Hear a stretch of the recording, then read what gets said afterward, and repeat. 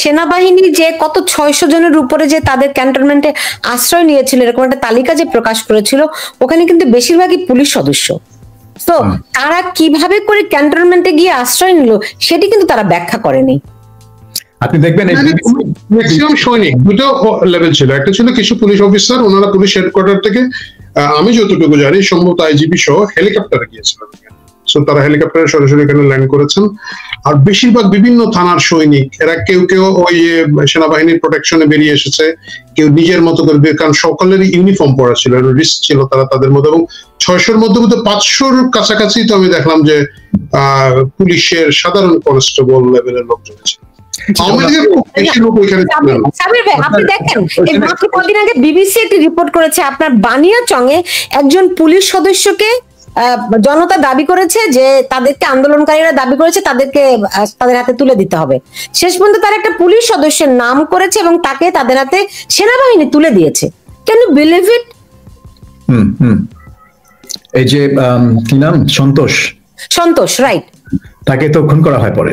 হ্যাঁ, মানুষ পিটিয়ে তাকে মেরে ফেলে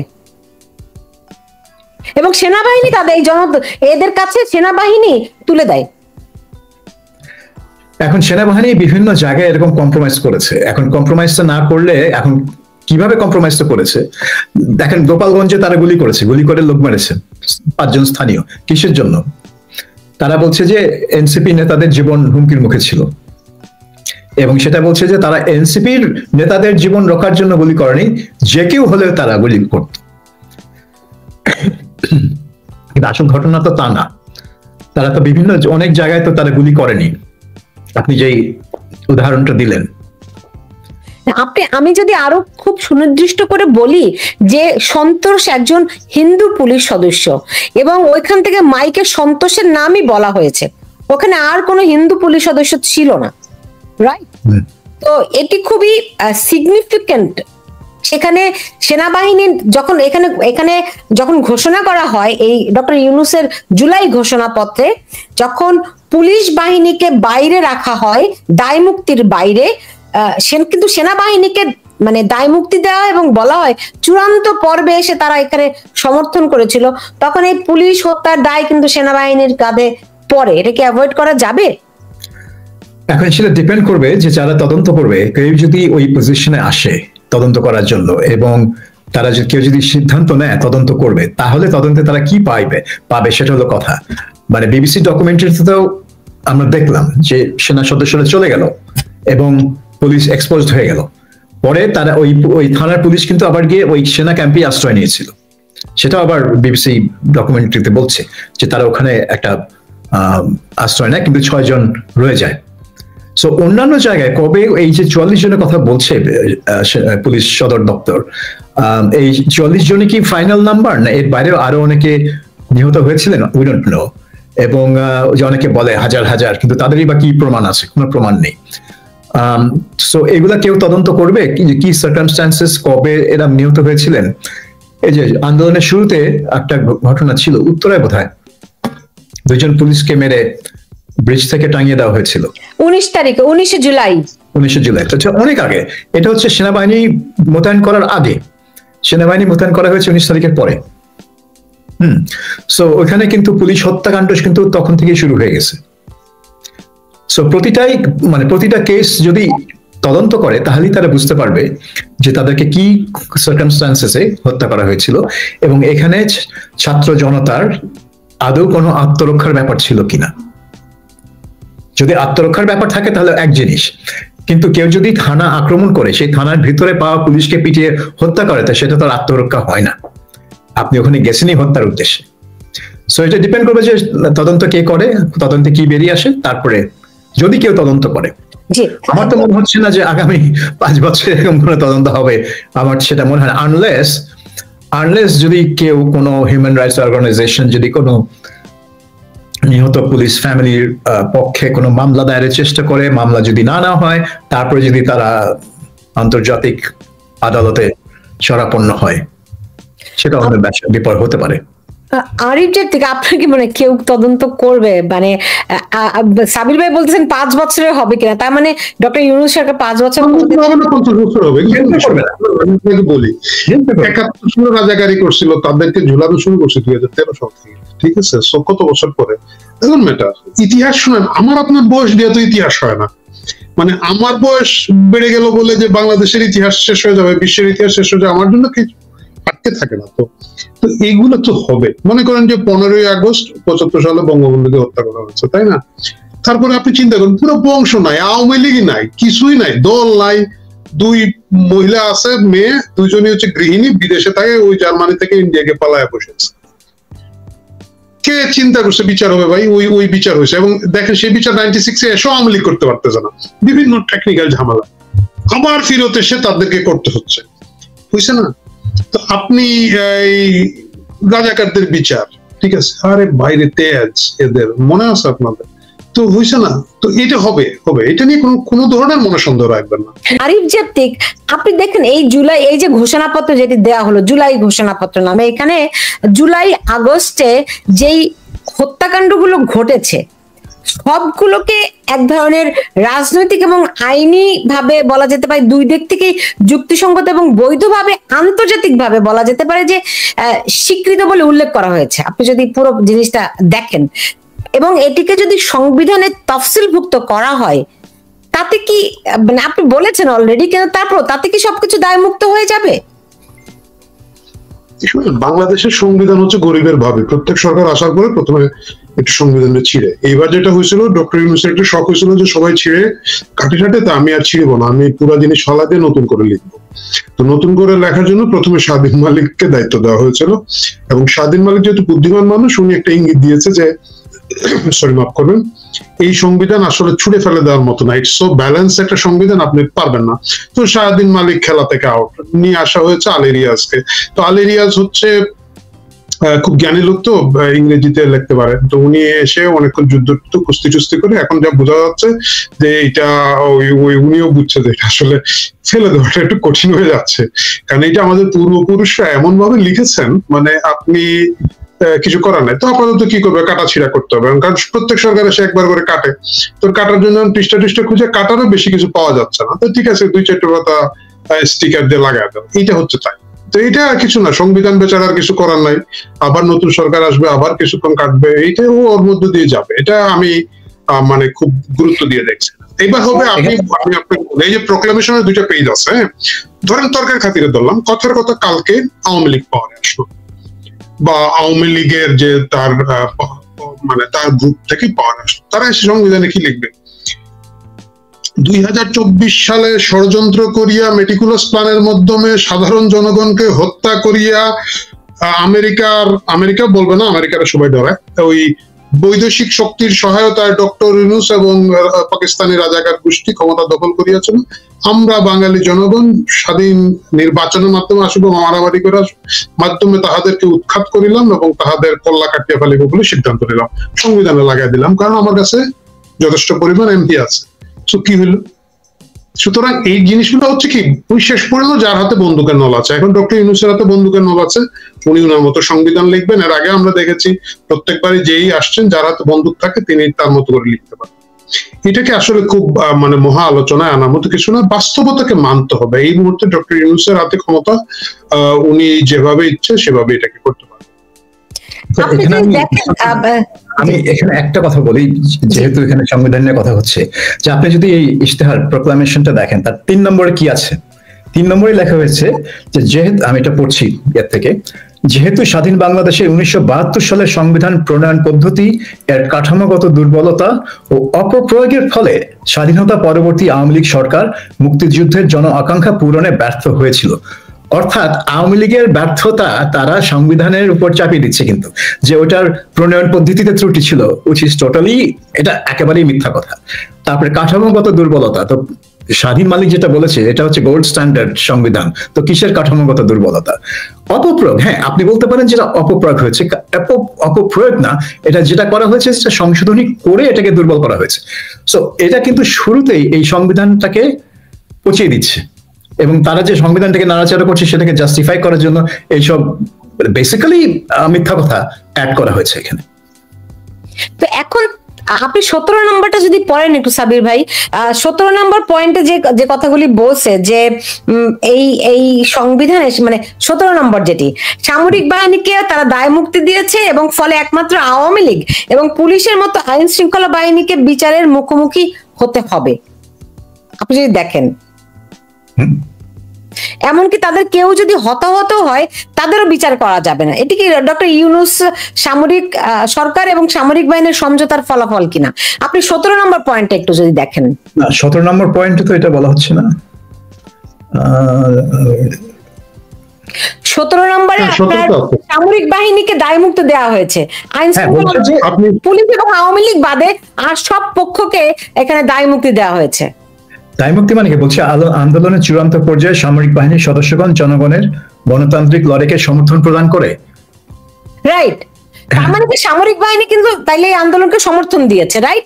এইটা ঘোষণা করছে, সেটাই তারা বলছে। এখন এই প্রোক্লামেশন বলা হচ্ছে যে সামরিক বাহিনী চূড়ান্ত পর্যায়ে, শুরুতে বলেনি, চূড়ান্ত পর্যায়ে সামরিক এবং মানে বলছে সামরিক বাহিনীর সদস্যগণ।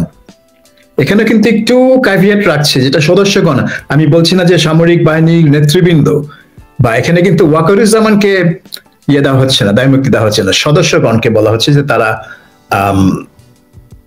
আন্দোলনকে সমর্থন করেছিল। তা হ্যাঁ, সামরিক বাহিনী এখন ব্যাপার হয়ে গেছে, বাংলাদেশের সামরিক বাহিনী সবসময় দায়মুক্তি পায়। আপনার অপারেশন ক্লিন হার্টের কথা নিশ্চয়ই মনে আছে 2003 সালে। তখন তো ক্লিন হার্টে নামার আগেই তাদেরকে ইন্ডেমনিটি দেওয়া হয়েছে। যে আমি একটা ছোট্ট কমেন্ট করে ফেলি, ভুলে যাবো ভাই। আপনি দেখবেন বাংলাদেশে অনেক পেশার লোকজন আছে, কিন্তু বলা হয় আমাদের দেশপ্রেমিক সেনাবাহিনী। মানে কেন আমাদের দেশপ্রেমিক রিক্সাওয়ালা না? মানে কিভাবে বুঝলাম যে রিক্সাওয়ালা পেশা যিনি আছেন উনি দেশপ্রেমিক না? কেন আমার দেশপ্রেমিক গার্মেন্টস শ্রমিক বৃন্দ না? কেন আমার দেশপ্রেমিক সাংবাদিক না, বা সিভিল অ্যাডমিনিস্ট্রেশন না, পুলিশের ওসি না, রেস্টুরেন্টের একটা কর্মচারী না? কিন্তু সবাই আমরা নন দেশপ্রেমিক প্রফেশনাল। ওনাদেরকে বলা হয় আমাদের দেশপ্রেমিক সেনাবাহিনী, আমাদের সেনাবাহিনী, কিন্তু এটাকে বলা হয় দেশপ্রেমিক সেনাবাহিনী। এটা আবার দেশপ্রেমিক বিমান বাহিনী বলা হয় না, ঠিক আছে? ওই নৌবাহিনী না, শুধুমাত্র সেনাবাহিনী। তো এই সেনাবাহিনী কতিপয় সদস্যকে এটার মধ্যে অন্তর্ভুক্ত করার মানে পূর্ব নিহিত কার্যকারণটি কি? কারে জিজ্ঞেলেন? সাবির ভাইরে জিজ্ঞেলে ভদ্র জবাব পাবেন। আমি তাকাচ্ছি প্রশ্নটা ঠিক না। কারণ তো আপনি যদি বাংলাদেশের ইতিহাস দেখেন, কেউ তো আসলে সামরিক বাহিনীকে কোনো কুকাজের জন্য দায়ী করতে চায় না। কারণ আপনি যাই করেন না কেন, আপনি যদি একেবারেই ওই ফরাসি বিপ্লব বা রুশ বিপ্লব বা কিউবান বিপ্লবের মতো না হয় অবস্থা, এই সেনাবাহিনী আপনার প্রয়োজন। এই সেনাবাহিনী আপনার দেশকে স্থিতিশীলতা দিবে। এই সেনাবাহিনী এই প্রয়োজনে ট্রাফিক, আওয়ামী লীগ তারা ট্রাফিক নিয়ন্ত্রণের কাজও করেছে। এখন তারা আইন শৃঙ্খলা রক্ষার জন্য পুলিশের চেয়ে বেশি দৌড়াদৌড়ি করে, লাঠি নিয়ে পিটাপিটি করে। কাজে এই সেনাবাহিনীকে আপনার প্রয়োজন। এবং শুধু যেটা এনশিওর মানে করা দরকার যে সেনাবাহিনী যেন রাজনীতি থেকে দূরে থাকে, এবং রাজনীতিকরা তাদের প্রয়োজনে সেনাবাহিনীকে নিয়োজিত করবে। আমি বলবো সেনা প্রধানের ভাষায় যদি আপনাকে বলি যে রাজনীতি তো তারা রাজনীতির উপর পড়ে না, রাজনীতি গিয়ে তাদের উপর পড়ে আর কি। হ্যাঁ, বাংলাদেশে এটা একটা আছে, যেরকম বিদেশিদের, আমি বিরোধী দলে থাকলে আমি দৌড়াই বিদেশি এমবাসিতে কমপ্লেন করার জন্য, আবার ক্ষমতা থাকলে বলি যে এই দেখো এরা সব কি কাজ করছে। সো আমি বলবো যে বাংলাদেশের সামরিক বাহিনী এখন পাকিস্তানের চেয়ে বেটার অবস্থা আছে, যে তারা একেবারে সরাসরি সরকার পরিচালনায় নিয়োজিত না, যেটা পাকিস্তানের সামরিক বাহিনী এখনো আছে। এবং সবাই জানে যে ডোনাল্ড ট্রাম্প যখন পাকিস্তানের আর্মি চিফকে হোয়াইট হাউসে ইনভাইট করে লাঞ্চ খাওয়ালেন, তিনি সেটা কেন করলেন? তার তো করার কথা না, তার তো মিট করার কথা প্রাইম মিনিস্টারকে বা প্রেসিডেন্টকে, কিন্তু তিনি এটা করলেন কারণ তিনি জানেন যে আসল ক্ষমতা কার হাতে। তো বাংলাদেশের তো সেটা না। বাংলাদেশে কখনোই আসল ক্ষমতা, রাজনৈতিক ক্ষমতা সেনাবাহিনীর হাতে থাকে না। এবং সেজন্যই রাজনীতিকরা আমার মনে হয় তারা চেষ্টা করেন যাতে সেনাবাহিনীকে কোনো কাজে ইমপ্লিকেট যাতে না হয়। আপনি দেখেন বিডিআর বিদ্রোহে ৭৮ জন সেনা অফিসার নিহত হলেন। ৫৮ জন। আচ্ছা, অনেক বিডিআর জওয়ানকে গ্রেফতার করা হলো। ৫৭ আচ্ছা, যাই হোক ৫০-এর উপরে। এবং ওই যে সেনাবাহিনীর হেফাজতে ৩০ জনের মতো বিডিআর জওয়ান কিন্তু হেফাজতে মারা যায়। আজ পর্যন্ত কিন্তু ওটা নিয়ে কোনো উচ্চবাচ্য নেই। কারণ তারা ধরে নিয়েছে যে সেনাবাহিনী এক ধরনের প্রতিশোধ নিয়েছে ওখানে, হতে পারে, কিন্তু কোন সরকারই কিন্তু সেটা ঘাটাবে না। কিন্তু এই ধরুন বর্তমান সরকার ধরুন তারা এসছে যে এখানে কোনো বিদেশি ষড়যন্ত্র ছিল কিনা সেটা দেখার জন্য, কারণ তাদের এজেন্ডা অনুযায়ী তারা কাজ করছে। কিন্তু সেনাবাহিনীকে হিউম্যান রাইটস ভায়োলেশনের জন্য দায়ী করা কোনো সরকারের এজেন্ডায়, কোনো রাজনৈতিক দলের এজেন্ডায় নাই। এটা শুধুমাত্র কিছু হিউম্যান রাইটস অর্গানাইজেশনের এজেন্ডায় থাকে এবং তারা খুব এটা নিয়ে বেশি ঘাটান না। তো আরিফ জেবতিক, আপনার কি মনে হয় এই ঘোষণাপত্র অনুযায়ী বিএনপি যদি পরবর্তীতে ক্ষমতায় আসে, তারা যদি যেহেতু ডক্টর ইউনূস অনেকবার যেহেতু এবং সেহেতু বলেছেন, সো যেহেতু এটি ঘোষণা করা হয়েছে এবং এই 17 নম্বর ধারা এখানে সংযুক্ত করে সামরিক বাহিনী সহ সবাইকে দায় মুক্তি দেওয়া হয়েছে, শুধুমাত্র আওয়ামী লীগ এবং পুলিশকে বিচারের আওতায় আনতে হবে, এরকম একটি ঘোষণা রয়েছে। ফলে পরবর্তীতে যদি বিএনপি সরকার ক্ষমতায় আসে, তারা যদি এটিকে সংবিধানে সংযুক্ত করে, সেক্ষেত্রে তারা পুলিশ বাহিনী এবং আওয়ামী লীগের বিচার করবে কিনা? আওয়ামী লীগের বিচার তো করবেই, সেটা তো ভিন্ন। পুলিশের বিচার ওইভাবে হবে না, কারণ পুলিশের আসলে সুপ্রিম কমান্ডার যারা ছিল তাদের কাউকেই আসলে ওইভাবে ধরা যায় না। আমাদের যে একটা ছিল না, ভাতের হোটেল দিয়ে বসতেন হারুন সাহেব এবং আরো যারা ছিল, ধরা যায় না। আইজিপি কে তো ধরেছে, আইজিপি কে ধরেছে, হ্যাঁ, কিন্তু এর নিচের লেভেলে ধরা যায় না। আইজিপি কে ধরেছে কারণ একেবারেই তো 1-to-1 শত্রুতা। তো এর বাইরে খুব বেশি পুলিশের করা যাবে না, কারণ যদি পুলিশ নিয়ে ঘাটাঘাটি করে ব্যাপক পুলিশ হত্যা হয়েছে 4 আগস্ট থেকে, এইগুলো তখন সামনে আসবে এবং তখন একটা সিভিল প্রশাসন অস্থিরতা তৈরি হবে, মানুষের মধ্যে বিচার। এখন জিনিসটা ধামাচাপা, এখন সরকারের হিসাবে বোধহয় 100-র নিচে পুলিশের নাম বলা হয়, তখন এই জিনিসগুলো 40 জন বলা হয়েছে, 40 জন এরকম কতজন দেখলাম, তখন এগুলো কিন্তু ঘাটাঘাটি শুরু হয়ে যাবে। এবং এই ঘাটাঘাটি নেক্সট করবেন যারাই আর কি, তারা এটা মানে যদি না তারা ডক্টর ইউনূসকে ফাঁসাতে চায়, which আমার কাছে মনে হয় না বিএনপি করার কোনো ইচ্ছা আছে তাদের, সেই ক্ষেত্রে এটা নিয়ে ঘাটাবে না, পুলিশকে ওইভাবে ধরবে না। বাট পলিটিক্যাল যে জিনিসটা হবে, পলিটিক্যালি এখন ডক্টর ইউনূস মোটামুটি বাংলাদেশের জামাত শিবিরের বাইরে এবং বিএনপির বাইরে সবার নামে মামলা দিয়ে রেখে যাবে। তো ওই মামলাগুলো দিয়ে ওনার মানে সুদান আসবে। ধরেন 200-300-400 সাংবাদিকের নামে মামলা আছে, যে সাংবাদিকটা হঠাৎ করে মনে হবে যে ওরা একটু নাড়া দেয়, তখন ওরেও ধরে করবো, আমরা তো কিছু জানি না, কেয়ারটেকার গভর্নমেন্ট করে গেছে।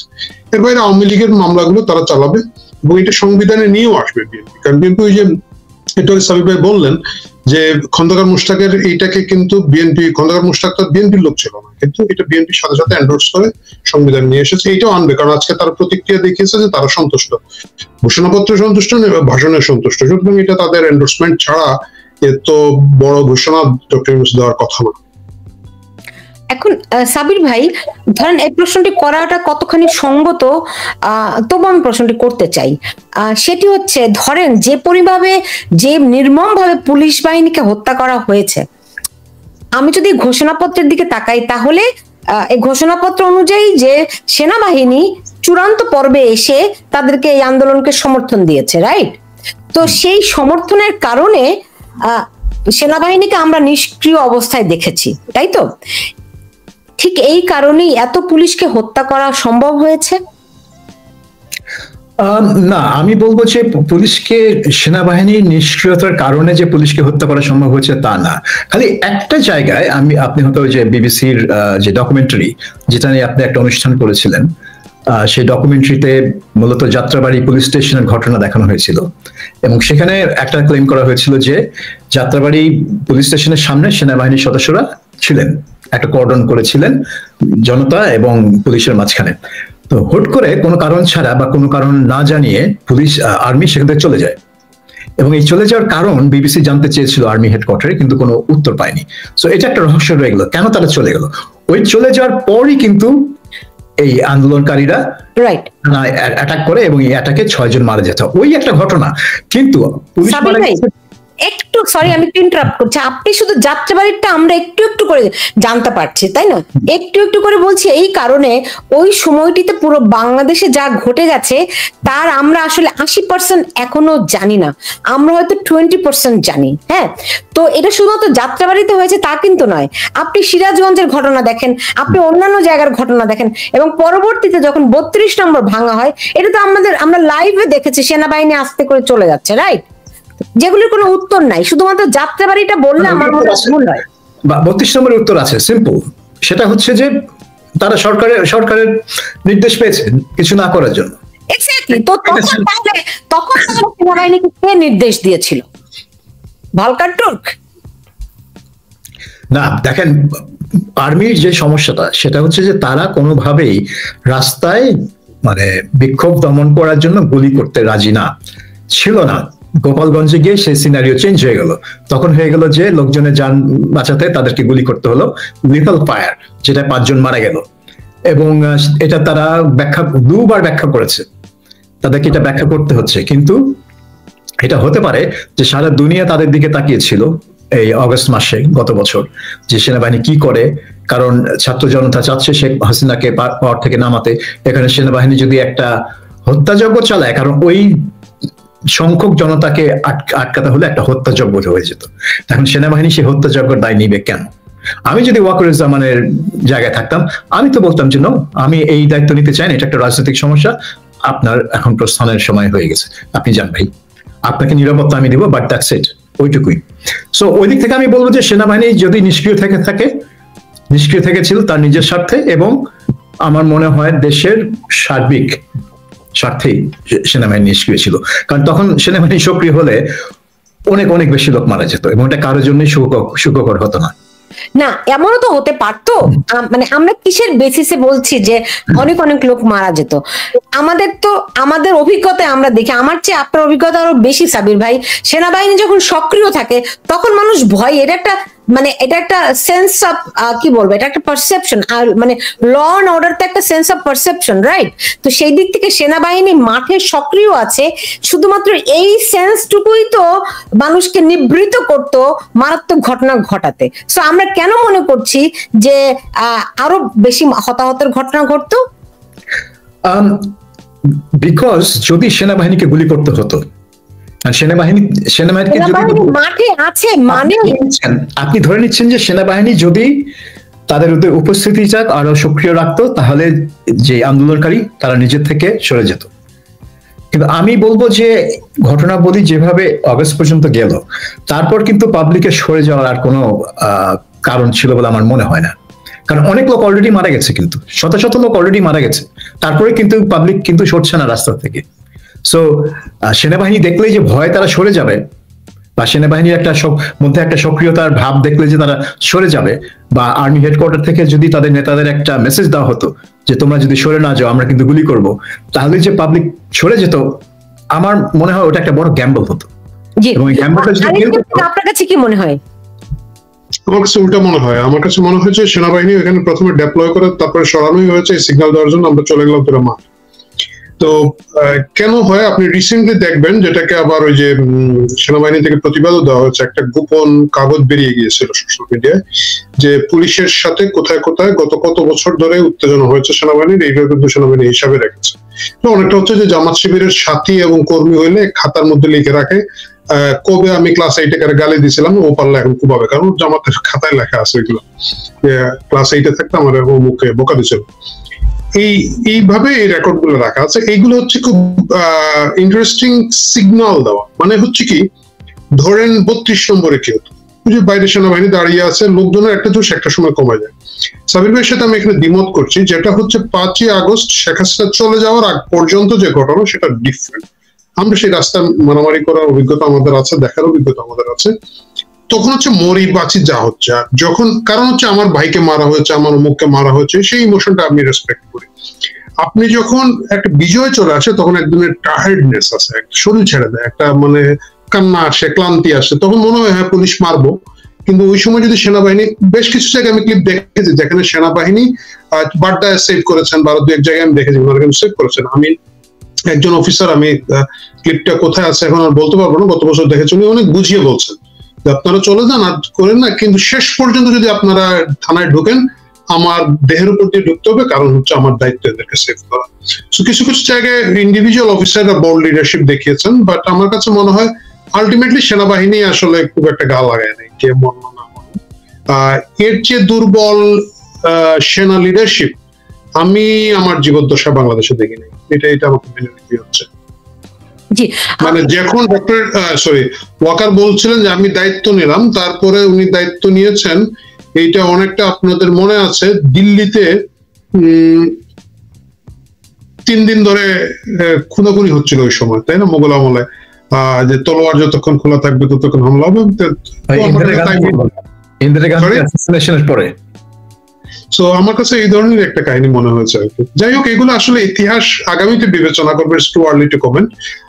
কিন্তু আমার কাছে মনে হয়েছে যে সেনাবাহিনীও চেয়েছে একটু, কারণ আছে, এটা টেকনিক্যাল কারণটা আমি বলি। যেমন ধরেন আওয়ামী লীগের আপনি যতই ধরেন আমরা খুবই অপছন্দ করি, কিন্তু আওয়ামী লীগ 30% লোক ঘুরাফেরা করে, মানে ইটস এ বেস লাইন 20-30% লোক তার আছে। এর মানে কি প্রত্যেকটা জায়গায় তার ওই লেভেলের লোক আছে। তো এদেরকে মরালি যদি আপনি ডাউন না করতে পারেন তাহলে কিন্তু হবে না। কারণ আমরা ওই সময় যদি আপনি 75 সালে দেখেন, 75 সালে কিন্তু কন্টিনিউয়াস পাওয়ার স্ট্রাগল হচ্ছিল, তাই না, একবার কু হচ্ছে পাল্টা কু হচ্ছে, ইভেন জিয়াউর রহমান মারা যাওয়া পর্যন্ত অনেকগুলা কু পাল্টা কু কিন্তু ওই সময় হচ্ছিল।